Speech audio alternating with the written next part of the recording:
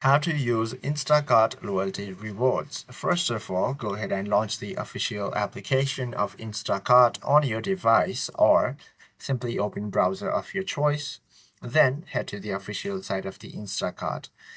Now, once you are in this official website, tap on these three horizontal lines on the top left corner of your screen to open this side panel. Scroll downwards and you will find this Your Account Settings over here. Go ahead and tap on this. From here, you will find Loyalty Cards option right above the Logout. Now, tap on this and proceed to select your loyalty cards from the specific stores. Go ahead and tap on this Add Cart option right next to the store. From here, go ahead and tap on the card number, then tap on this Confirm option, and that is how you can use the loyalty rewards from these distinct stores.